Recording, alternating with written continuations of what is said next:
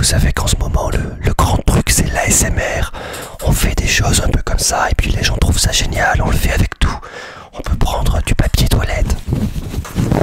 Voilà, on frotte avec le papier toilette, ça n'a strictement aucun sens. On peut même prendre le rouleau du papier toilette.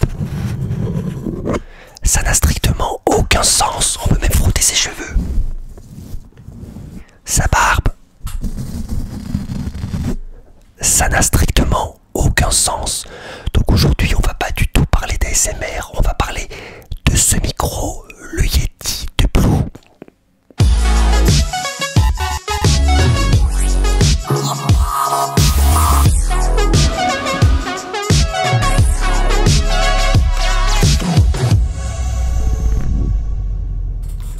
Donc aujourd'hui on va pas parler d'ASMR, pour moi ça n'a strictement aucun intérêt, je m'en fous complètement, puis à la limite j'aime pas trop ça parce que j'ai l'impression que des inconnus rentrent dans mon intimité, viennent faire des sons un peu ésotériques pour me prendre et m'emmener à eux, je n'aime pas ça du tout. Donc on va pas parler de ça, non, aujourd'hui on va parler de ce micro de Blue, c'est le Yeti. Alors c'est un micro qui a été présenté il y a très longtemps, un micro qui est connu, je vais pas vous refaire un peu l'histoire dessus, mais par contre moi ça m'intéresse. Pourquoi? Pour une voire deux raisons principales. L'audio, c'est mon dada.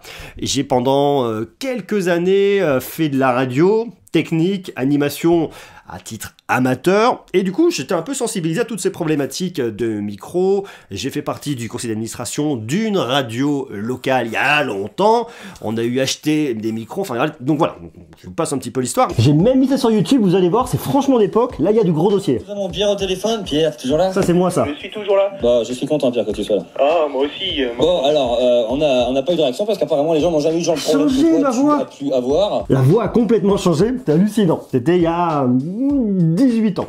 À peu près. Et le deuxième point pour lequel ça m'intéresse, c'est qu'il y a très longtemps, en 1900, je ne sais plus combien, j'ai été pour mon premier job technicien son. Donc j'ai été formé en studio, j'ai ensuite fait du live, donc les micros, les ci, les ça. J'en ai vu passer un paquet, j'en ai essayé un paquet. Donc quand on m'a proposé de tester un micro, je me suis dit why not? C'est un truc qui va être complètement différent de ce que je fais habituellement, mais ça m'intéresse. Alors, ce Yeti Blue, il a des côtés positifs, des côtés négatifs. Je vais pas vous faire le côté pour vous montrer les boutons, à quoi il sert, parce que ça a déjà été fait dans plein de vidéos. Très rapidement, vous avez plusieurs modes d'enregistrement. Vous avez le son stéréo, quand vous allez d'un côté et de l'autre, ça va venir enregistrer vraiment en stéréo, donc vous allez vraiment entendre les déplacements d'une personne, tout simplement. Vous avez de l'omnidirectionnel qui vient capter les sons autour du micro. Vous avez le cardioïde qui va vraiment capter ce qui se passe en face et qui va complètement atténuer autour et surtout derrière. Et vous avez le bidirectionnel qui prend devant, derrière. Donc il y a plusieurs cas d'usage. Il va y avoir de la conférence, il va y avoir un enregistrement à deux, il va y avoir du podcast, il va y avoir du chant, il va y avoir de la musique. Bon, vous pouvez faire pas mal de choses avec. Maintenant, la question c'est est-ce que ce micro est une bonne solution pour les youtubeurs, pour les podcasteurs et pour les musiciens? Ça, c'est intéressant.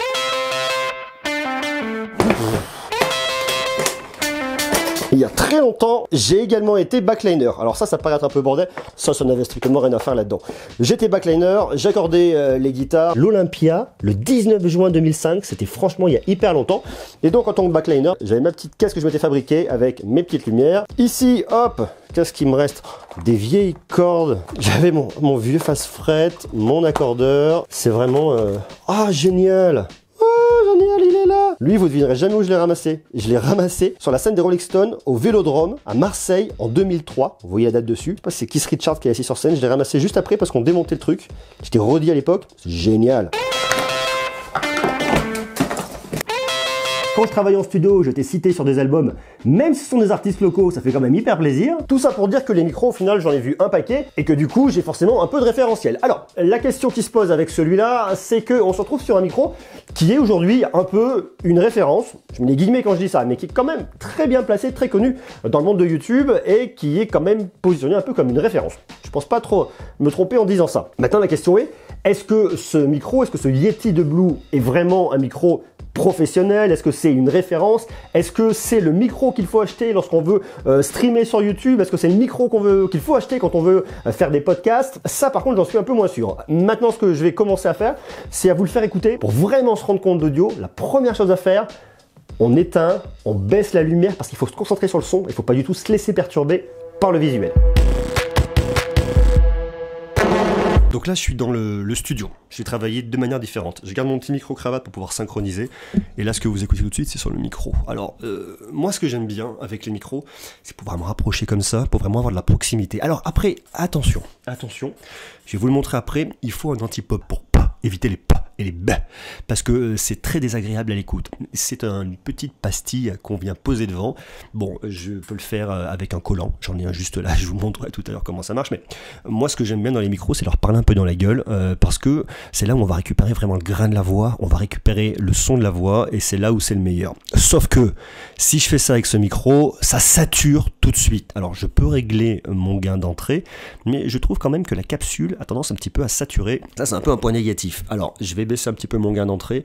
Voilà, je baisse mon gain d'entrée, je me rapproche, et là je lui parle un peu dans la gueule, parce que ça permet de lui rentrer un peu dedans, et de voir ce qu'elle encaisse. Alors ce micro, très clairement, il n'est pas fait pour ça, il encaisse pas du tout. Je remonte un petit peu le gain, il vaut mieux se reculer un peu, mais là le problème, c'est quand on se recule, on perd un petit peu en précision au niveau du son, au niveau du grain de la voix, on peut potentiellement récupérer le son de la pièce. Le son de ce micro est pas trop mal, mais il est pas génial. Voilà, ça c'est un peu ce que je vais lui reprocher, et une fois de plus, moi ce que j'aime avec les micros, c'est vraiment me rapprocher, pouvoir leur parler comme ça, pas pour faire de l'ASMR, mais juste parce que c'est là où on va récupérer un peu le grain de la voix, c'est là où on va récupérer la précision, on va récupérer un peu de bruit de bouche, et c'est ce qu'on retrouve vraiment sur de la radio FM, et c'est vraiment ça qui donne, je trouve, de la beauté et de la précision à une voix, voilà, et c'est ce qui va me manquer un petit peu avec ce micro.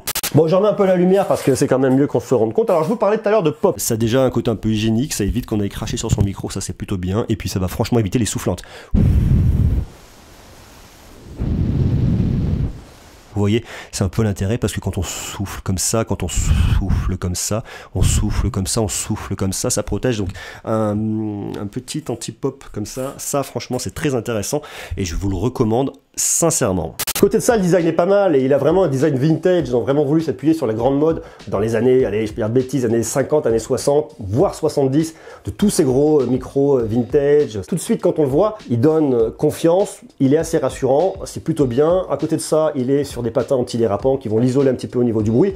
Donc ça, c'est pas mal. Donc de ce point de vue-là, point de vue purement esthétique, je trouve en tout cas que le Yeti Blue est pas mal. Maintenant, ce que je vais lui reprocher, c'est que je trouve que le son est beaucoup trop froid. Mais franchement, beaucoup trop froid.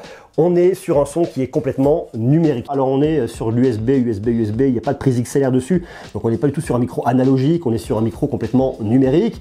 Donc forcément, il a ce son numérique, il est très froid. Après, vous pouvez venir corriger en post-prod, essayer de le réchauffer un peu, ça sera artificiel. De toute façon, en son, ou que ce soit en vidéo, ou ce que vous voulez, si la source n'est pas bonne, vous n'êtes pas magicien, vous ne pouvez pas créer ce qui n'existe pas.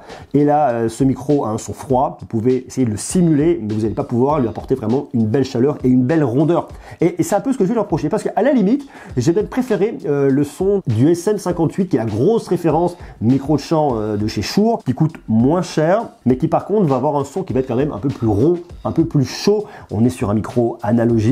Après, c'est un micro qui est polyvalent. Oui et non. Oui, parce que vous pouvez effectivement, comme je vous le disais, régler la directivité du micro. Donc ça, c'est pas mal. Il va s'adapter à plusieurs cas d'usage. Et lorsque vous voulez acheter un seul micro, que vous n'avez pas trop d'argent à investir dedans, c'est quand même un petit budget. On est un peu moins de 150 €. Néanmoins, vous allez avoir plusieurs solutions en une. Ça, c'est intéressant. Maintenant, je ne trouve pas hyper polyvalent parce qu'effectivement, c'est uniquement un micro numérique et pas du tout un micro analogique. Donc, il ne sera pas adapté à tous les cas d'usage. Pour moi, ça va être un bon micro pour débuter sur YouTube. Lorsqu'on se dit, voilà, je veux me lancer une chaîne de YouTube, je veux streamer, je veux le faire sur Twitch, ou alors je veux faire des podcasts et je veux débuter en podcast, je trouve que franchement, c'est une bonne alternative qui va vous permettre de faire pas mal de choses. Pouvoir faire des interviews face à face, ça c'est bien.